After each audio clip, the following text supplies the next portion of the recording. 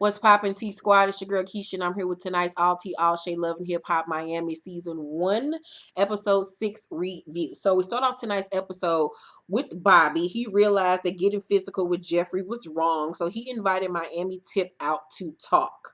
He tells her what happened and that he slapped Jeffrey. Jeffrey is then at the gym boxing all his anger out, honey. He is still pissed that Bobby slapped the shit out of him. He invited his homegirls to talk, and he tells them that he went out with Malik to the pool party, and they ask him, are they together? And he says that he's trying to figure it all out. They not feeling it and remind him how Malik blocked him from social media and acted like he didn't even know him. The friends are not feeling Malik at all. They not feeling Malik like I'm not feeling Malik. I don't like him. He tells them that Bobby slapped him after catching him with Malik, and they just shake their head like, honey, this is some Bold and the Beautiful type shit here. He tells Steph is then seen filming a video for her song Face. And I have to say, the song seemed hot. The visuals was hot. I really liked what I was seeing. Veronica comes to show love, and she tells her about Amara pictures at the art showing. Veronica just sit there with no expression on her face. And I was like, see, that is the face of a hater. Veronica is a hater. Because if y'all was such good friends as you say that you and Amara was, then when you heard about Amara's art gallery showing, you would at least say, good for her. I'm happy. Like, that's what's up, even though y'all into it or whatever. But you was never her friend. You never fucked with her. You only like Amara when it benefited you. I don't like Veronica. She's a fucking hater. And she's fucking whack as fuck. So Steph tells her that Jojo told Amara that they were talking about her. Veronica feels stabbed in the back by Jojo. And I was like, how, bitch? Y'all not even that friend. Y'all not even friends like that. And you shouldn't have been talking about Amara in front of her in the first place. Jojo was being a real bitch. So Gunplay homie Stro got killed 2 hours before his birthday. That was fucked up. So him and Kiara go to pay their respects. And afterwards they talk. He says, when it's too much going on, I get to boxing with my demons. She fears he might start using again and get in trouble with the law, and she does not want that to happen, and she encourages him to not let, all of his inner demons get a hold of him and take over. So Trina is getting her hair done by her cousin Joy when Dawn stops by and says that she was shocked to see Joy at Trick's house. Trina didn't notice and was surprised. Joy says that she felt abandoned by Trick a long time ago, and that's why she left. She says that she still loves him, though. Trina feels it's time for her to move on, and she says, I believe they love each other, but that's not enough for them to stay together. Trina thinks that they should sit down and talk and that she be the mediator.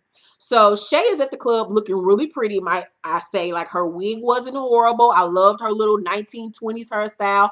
Her little Fashion Nova outfit was cute. The makeup was cute. Like, she was giving us a look. So Scrappy pops up out of nowhere looking like the fat out of work version of Chris Cross. I did not like that nigga hair and them little tiny braids. He looked dusty as always. Shay want to know in her green screen why every guy that she loved drag her.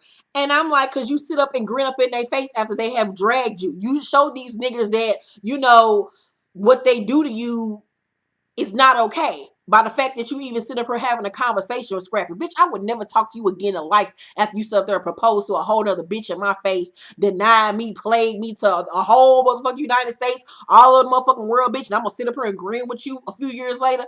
Bitch, please. This is why niggas drag you, because you stupid. So he tell her that they got plans together and he want their friendship to be A1, still on that friendship type shit, bitch.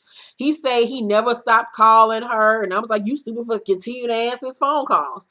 She tells him that he put her through a lot, like proposing to another chick in her face, and she started crying, and he apologizes, and she says she had to watch him beat her with all these other women and him distancing himself from her, despite the fact that she loved him. I was like, this is why niggas drag you, Shay, because you're stupid. So he says that she's amazing and he'll be here for her. And she's like, you gonna still be here even if I'm dating someone? He was like, dating who? And he was like, you know what? I'll try to be there for you. And she's like, nigga, you lying. He like, nigga, I'm lying too. So Prince and Malik meet up to talk. And Malik calls Bobby a creature and asks why did he let him into the party. And I was like, you a real big hater, Malik. I don't like Malik. It's just something about him I don't like. I don't like his little sob story. Everything about him seems like fake, and it seems like he's a user, and it seems like he's an imposter. It seems like he ain't even being himself. He look like one of the people like that's a scam artist. So Prince asks why Bobby popped off on him, and Malik finally admits that he's gay. And Prince is like, nigga, I don't care.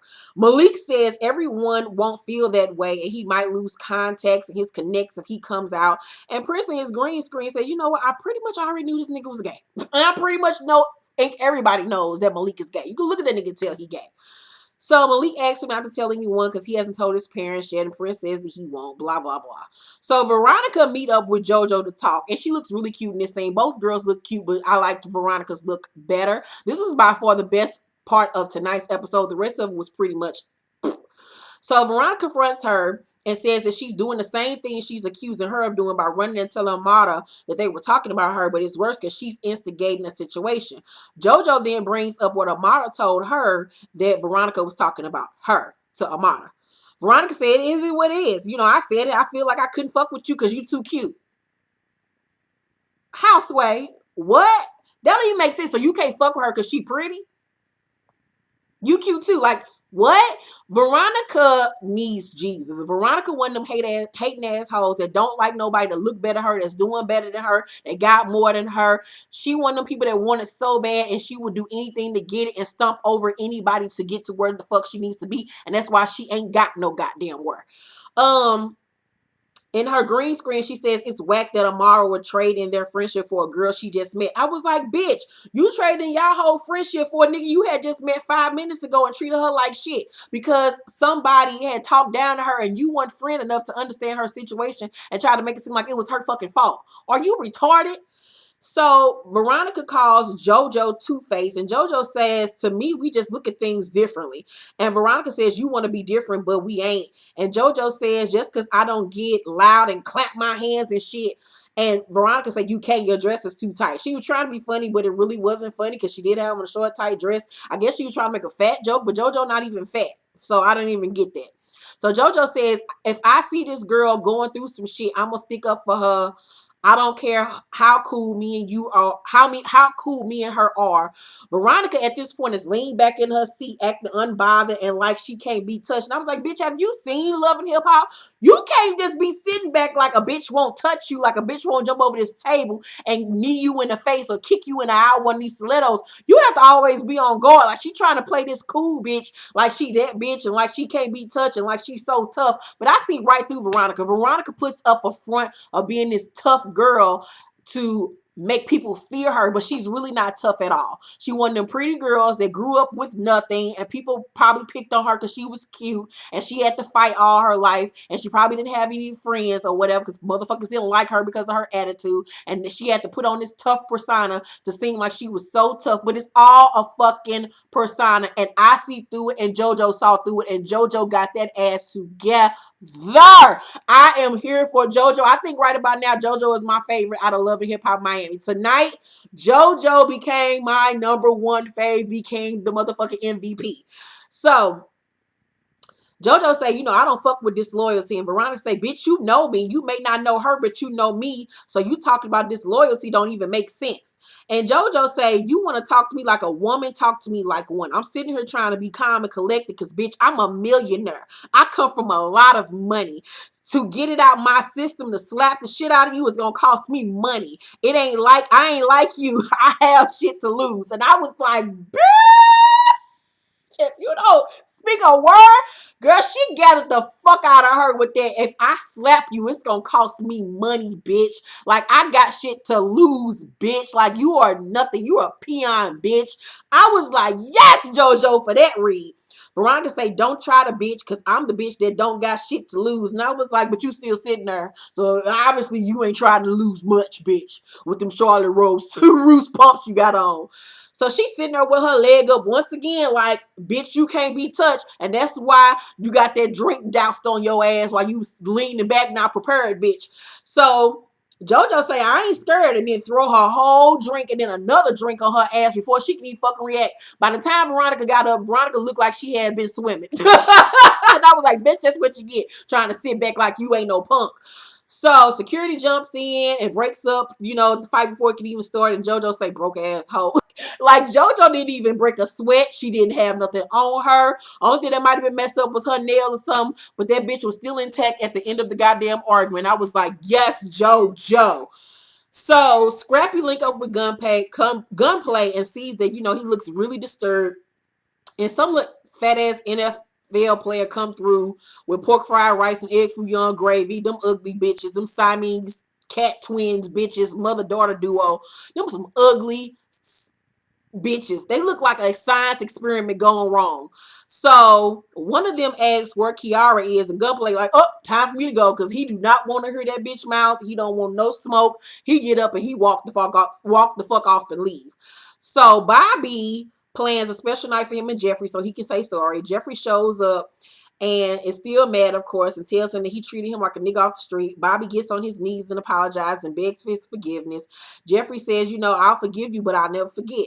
Bobby says he allowed his ex to get in between them. Jeffrey says that Malik was there for him when Bobby wasn't, and that he's through with him and he does not want to be with him anymore. And he leaves, and Bobby lay down and cried. I was like, cry me a river, cry me a river. Yeah, yeah, yeah. So Kiara says that Gunplay has been home and that he's supposed to be in the studio every night. And as she's putting up his clothes in this scripted ass scene, she comes across $100 bill that he supposedly used to snort cocaine, but it didn't really go down like that in real life. Malik meets up with Jeffrey to talk. He tells him that he came out to Prince, and Jeffrey is shocked by this news, but is very proud of him. Malik feels that people will still treat him differently, and he might lose all of his contacts. Once again, going back to this bullshit about how hard he's worked to get to where he is, and how he gonna lose all his contacts, and how all this hard work is gonna go down the drain. And I could understand if it was like on some real life shit, and if he wasn't on a reality show, maybe I would feel more for him, but you're on a reality show, my nigga, so I really don't really care about all that. Jeffrey hugs him as he starts crying. I'm like, Jeffrey, you left one crying ass bitch to be with another crying ass bitch. Like, child, please, you have the worst taste of niggas, because Malik ain't shit, and Malik gonna end up hurting your feelings. So, and by the way, while he was sitting up there crying, I didn't see not now one tear. So after Trina's performance, she announces her and Trick's album. Trick surprised her by coming out on stage. And as they're sitting down talking to the radio personality, spots Don and Joy in the crowd, and he just gets up and walks the fuck off stage like, I ain't here for this shit. So they all sit backstage, and he says that he feels like he says he feels like they being messy. He asks Joy, what does she want? And she says she wants out of their marriage. And he says, okay. He says he's emotionally drained and damaged, and then he leaves. And that was the end of the episode. So I give Tonight Love and Hip Hop Miami a C-. It was pretty much dull. The only good part was that Jojo and Veronica sing Jojo Gives Me Life. She's my MVP. Once again, sorry for the audio. I don't know what in the hell is going on with my camera tonight, with my webcam tonight. Some bullshit is going on with the audio, so I apologize. Hopefully it'll be fixed by next time I film. So I apologize for that problem. Let me know, like I said, down below in the comment section what y'all thought about tonight's episode. Also, my new novel, Such a Fucking Lady, is out right now. It's available on Kindle, Nook, and in paperback. The reviews have been phenomenal. 5 stars across the board. So thank you to everyone who has copied it. It is a part of a series. The series goes Emotionally Unavailable, Heartless, Radio Silence, and then Such a Fucking Lady. So you can get any of those books at Amazon or BarnesandNobles.com. Thank you all for all of your love and support. Make sure to thumbs up this video and subscribe to my channel if you have not.